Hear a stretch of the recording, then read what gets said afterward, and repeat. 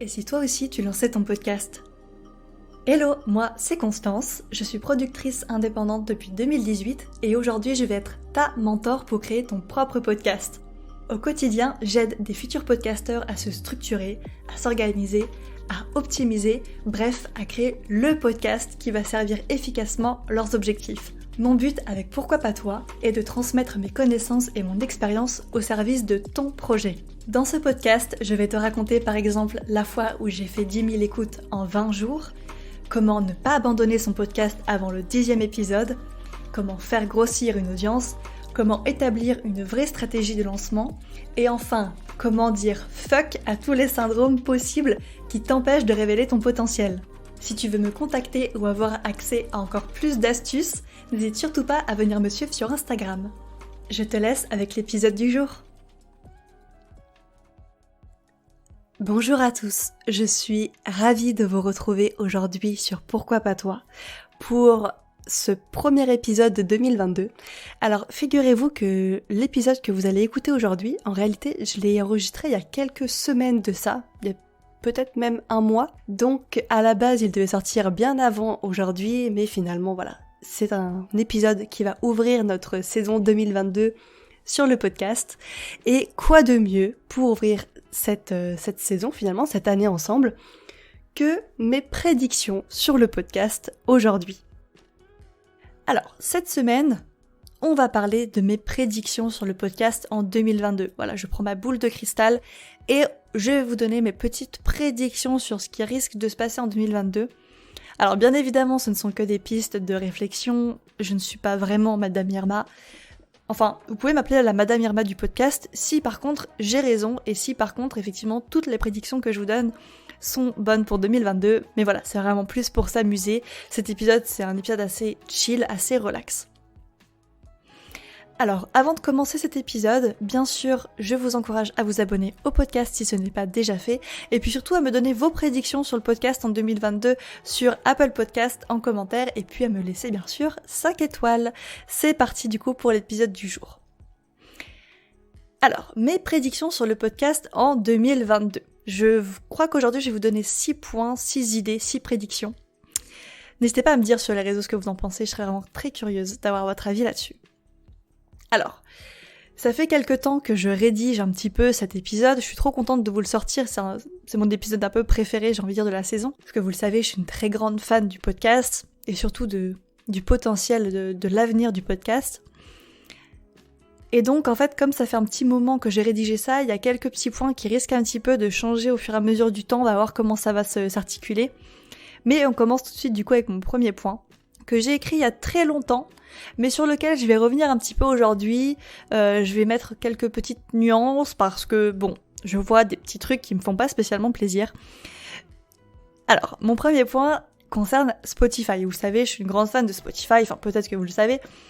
Je surkiffe Spotify, même si moi, alors je sais pas si c'est votre cas aussi, mais même si moi j'ai un iPhone, j'écoute beaucoup plus mes podcasts sur Spotify que sur Apple Podcast. Et du coup, ma prédiction, que je vous ai déjà partagée depuis un petit moment d'ailleurs sur Twitter notamment et sur peut-être Instagram aussi, c'est que Spotify, selon moi, devrait passer première plateforme d'écoute devant Apple Podcast. Alors, ça j'avais mis ça à l'époque où Spotify commençait vraiment à mettre le podcast en avant sur la plateforme, sauf qu'entre-temps, ils font un peu n'importe quoi, je trouve. Alors, je vais vous expliquer un petit peu.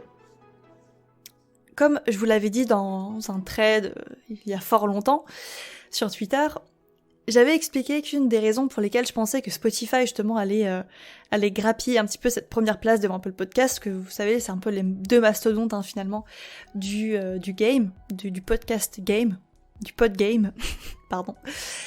Eh bien tout simplement, je pensais vraiment que Spotify allait devenir premier ou qu'il allait passer premier en fin d'année 2021.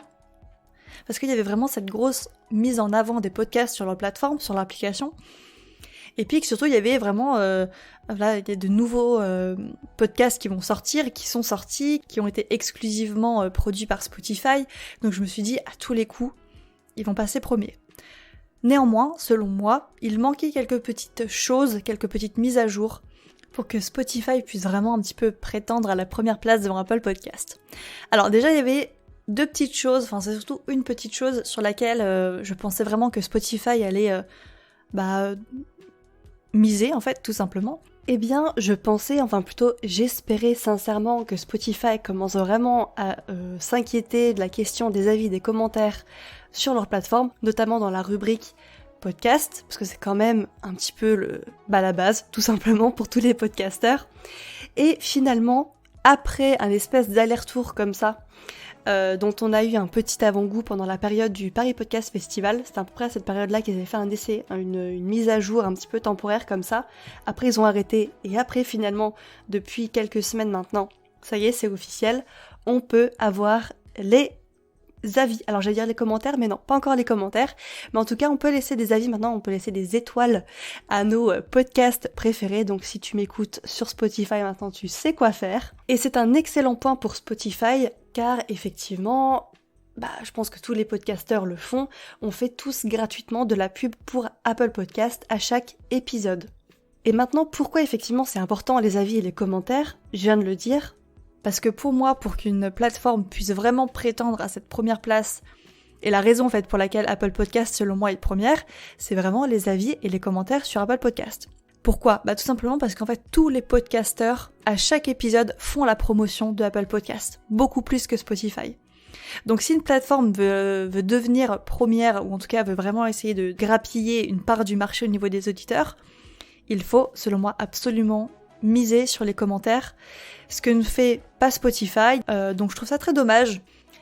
Donc voilà, ma prédiction pendant une grosse partie de 2021, c'était que Spotify passe première devant Apple Podcast, passe première plateforme d'écoute, bien sûr. Donc on va dire que ma prédiction tient toujours, seulement si Spotify ils prennent vraiment parti concernant un petit peu ces 5 commentaires que tous les podcasteurs en fait mettent en valeur à chaque épisode. Donc moi c'est un petit peu la raison pour laquelle je pense qu'Apple Podcast est première aujourd'hui. Alors il y a d'autres choses, le fait que Apple Podcast soit déjà pré-téléchargé sur tous les iPhones, ça joue aussi beaucoup. Mais je pense que Spotify aurait vraiment une très très belle carte à jouer là-dessus. On va dire que ma première prédiction c'est ça, c'est que Spotify passe première plateforme d'écoute devant Apple Podcast, mais sous les réserves que j'ai énoncées juste avant. Ma deuxième prédiction sur le podcast en 2022, en fait c'est plus un espoir qu'une prédiction, c'est vraiment un potentiel que je vois depuis quelques temps maintenant et je ne comprends pas pourquoi elle ne se réalise pas. Alors je vais vous expliquer ce que c'est, en tout cas pas à ma connaissance.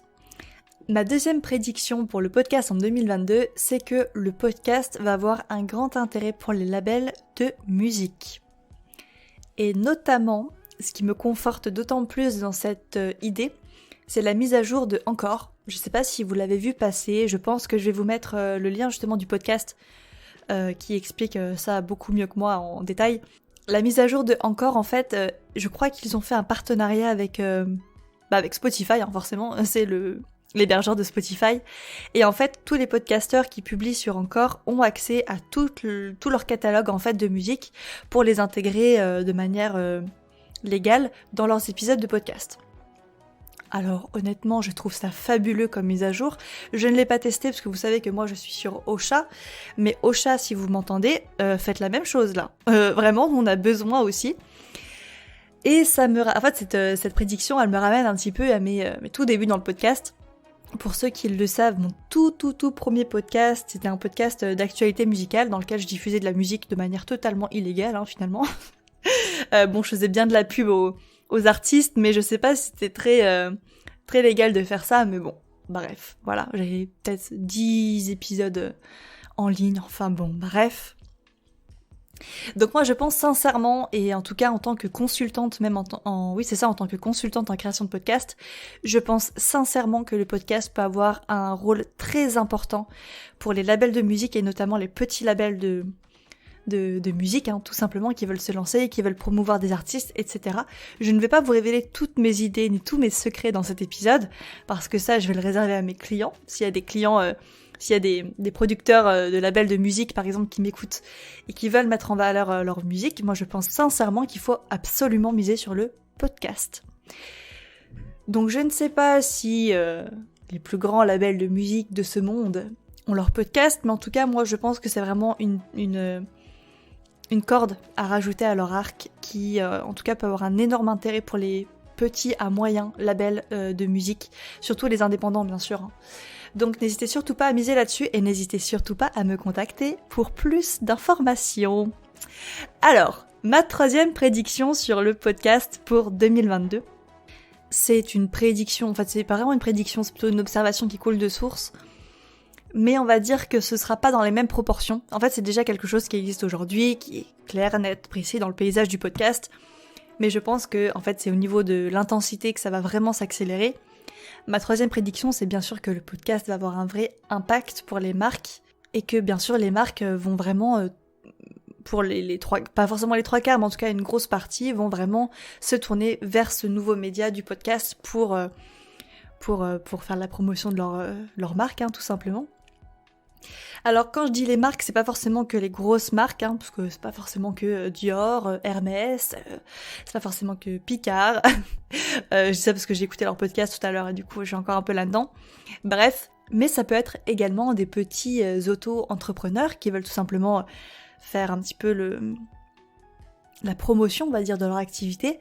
Alors bien sûr, comme ça fait très marketing, dit comme ça. Mais bien sûr, il faut jouer la carte de la subtilité, toujours dans le podcast. Mais en tout cas, voilà, je pense que les marques vont avoir un vrai intérêt pour le podcast en 2022, qu'il y aura vraiment des choses qui vont être mises en place de manière beaucoup plus stable, de manière beaucoup plus pérenne, je pense. Et qu'il y aura évidemment des services qui vont être liés à ça, même s'il y en a déjà, c'est clair. Mais encore une fois, moi personnellement, voilà, je vous donne un petit peu mes ambitions pour cette année. C'est de beaucoup plus travailler justement avec des marques qui veulent lancer leur podcast pour cette année, on va dire. Et donc créer tout un podcast, tout un univers auditif, un petit peu comme ça, pour mettre en valeur ce qu'ils proposent. Voilà. Donc ma troisième prédiction, bien sûr que les marques vont avoir... Et d'ailleurs je dis les marques, mais ça pourrait être aussi les personnalités publiques. Bon là je vous ai spoilé le quatrième point. Mais en tout cas voilà, que les marques vont vraiment se tourner de plus en plus vers le podcast, qu'il y aura vraiment des choses claires, nettes et précises qui vont être mises en place. Et que ça pourra peut-être même devenir, pas forcément...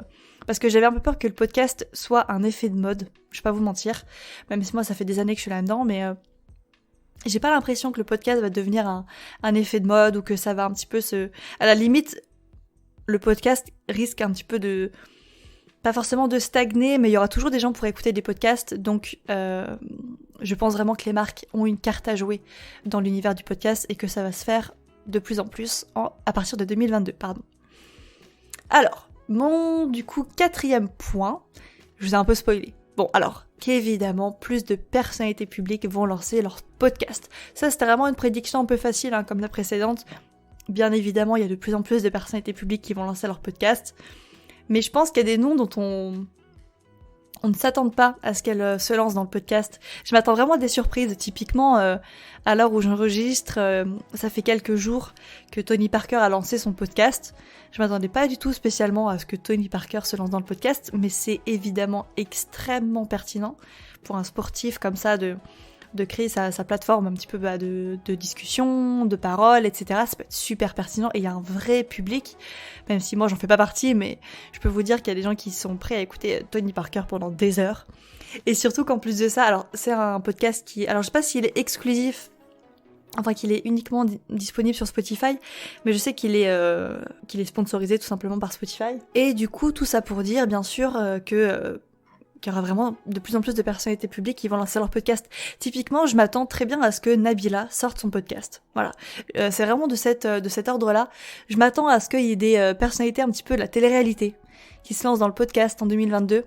Alors même si le podcast, j'en avais un peu parlé, ça fait pas spécialement partie, vous savez, de cette culture du m'as-tu vu ou des choses comme ça, je pense sincèrement que le podcast pour les personnalités publiques, style télé-réalité, etc., vraiment très précis là pour le coup, mais en vous en parlant, ça me choque pas du tout qu'on puisse retrouver ce genre de personnalité qui se lance justement dans le podcast ou qui participe de plus en plus à des podcasts.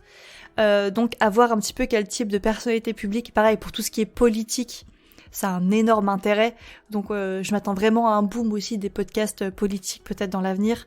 J'ai pas encore bien étudié ce marché-là pour être honnête avec vous, mais si c'est pas déjà le cas, je pense que ça va vraiment de plus en plus l'être, surtout à partir de 2022. Voilà, tout simplement. Donc ma quatrième prédiction, bien sûr, plus de personnalités publiques vont lancer leur podcast. Alors, ma 5e prédiction, c'est pas une prédiction que j'ai eue personnellement, c'est c'est inspiré d'un podcast qui s'appelle Par deux voix, qui est génial, hein, si jamais l'univers du podcast, d'un point de vue un petit peu plus business comme ça vous intéresse, je vous encourage fortement à aller écouter ce podcast qui s'appelle Par deux voix. Et justement, dans ce podcast-là, il est fait mention, en tout cas il y a un épisode entier, sur le fait que le podcast va se démocratiser en Afrique. J'aime énormément cette hypothèse-là que je trouve très très intéressante. Alors à l'heure où j'enregistre cet épisode, ça fait un petit peu longtemps que j'ai écouté l'épisode, donc je pourrais pas vous dire exactement tous les arguments. Donc c'est pour ça que je vais vous mettre en lien l'épisode s'il vous intéresse. Mais effectivement, le podcast pourrait avoir un vrai enjeu. En tout cas, il pourrait y avoir une vraie démocratisation du podcast en Afrique pour différentes raisons que je ne vais pas citer parce que j'ai peur de me tromper et de mélanger un petit peu les hypothèses et les choses comme ça. Mais en tout cas, c'est une belle hypothèse, je trouve. Typiquement, une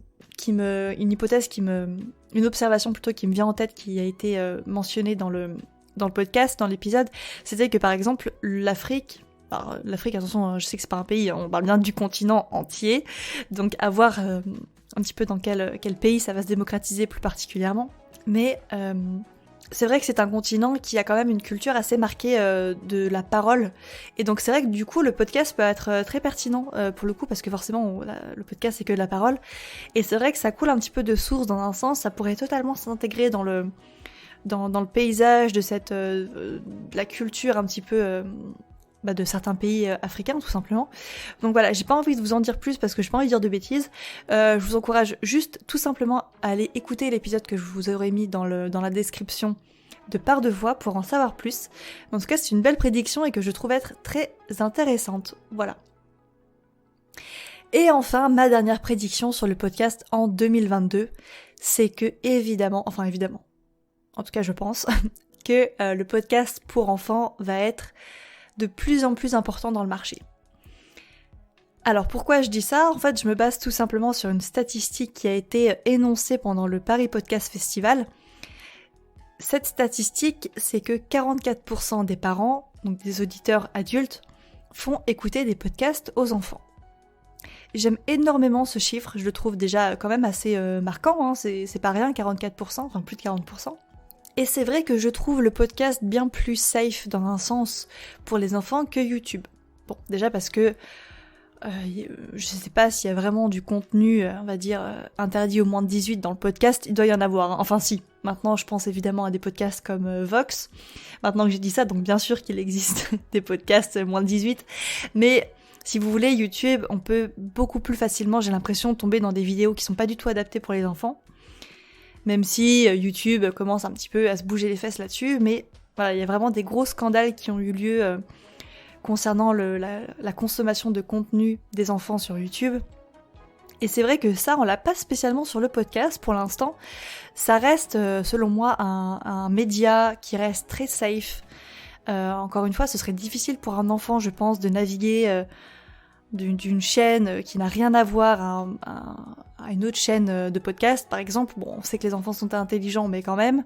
Mais c'est vrai que de par le média, en fait, de par le fait que forcément le podcast ce soit exclusivement en fait de l'imagination, hein, surtout pour les enfants, ce ne soit que des choses contées, racontées, etc. Je pense que ça a un vrai intérêt pour le développement des enfants, le podcast. Alors je suis pas maman, hein, mais je pense sincèrement que j'aurais aucun mal à diffuser des podcasts à mes enfants, effectivement, si j'en avais. Parce qu'il y a quand même une grande place à l'imagination, c'est quand même du contenu qui reste relativement safe. Bon, surtout quand on connaît la chaîne, bien sûr. Mais en tout cas, je pense qu'il y a de plus en plus de chaînes de podcasts qui vont uniquement, et d'ailleurs peut-être même de studios entiers, hein, qui vont être dédiés à la création de contenu audio pour les enfants, qui serait vraiment très très intéressant, je pense, et sur lequel moi, en tant que productrice, en tant que créatrice d'un label de podcast, je vais mettre en place dans le futur également. Voilà, je vous raconte vraiment tous mes projets, toutes mes ambitions pour les années à venir. Voilà, comme ça maintenant vous savez tout et vous ne serez pas étonnés si un jour vous voyez un podcast Vibes and Voices pour les enfants. Bon bah écoutez, voilà pour mes prédictions sur le podcast en 2022. Si vous en avez d'autres, n'hésitez surtout pas à me les partager. Donc je résume un petit peu mes 6 points, mes 6 prédictions pour 2022. Donc Spotify passe première plateforme d'écoute devant Apple Podcast. Encore une fois sous réserve et sous condition, mais on va dire que voilà, Spotify reste ma plateforme préférée, donc je ne peux que les soutenir. Mon deuxième point était que le podcast va avoir un grand intérêt à venir pour les labels de musique indépendants. Le troisième point, le podcast va avoir un vrai impact pour les marques, évidemment que les marques vont s'y intéresser de plus en plus. Ma quatrième prédiction était que les personnalités publiques vont se tourner de plus en plus également vers le podcast. Mon cinquième point était que le podcast va se démocratiser de manière un petit peu pas forcément inattendue, mais en tout cas de plus en plus également, que le podcast va se démocratiser sur le continent africain. Et enfin, mon dernier point, que le podcast pour les enfants va avoir de plus en plus d'importance sur le marché, qu'il va prendre effectivement de l'importance et qu'il va se révéler être de plus en plus pertinent, tout simplement, de plus en plus intéressant pour les consommateurs de podcasts, pour les auditeurs. Et voilà, écoutez, c'est fini en fait pour cet épisode, tout simplement, j'en ai fini pour mes prédictions sur le podcast en 2022. Encore une fois, n'hésitez pas à me dire un petit peu ce que vous pensez de tout ça, les mises à jour à venir, si vous en connaissez. Ça risque de beaucoup bouger, hein, mes prédictions, j'en doute pas une seule seconde. Donc voilà, écoutez, c'était tout pour moi. Je vous souhaite une très belle semaine, on se retrouve mercredi prochain. Et je vous souhaite une très belle semaine. À très vite, salut!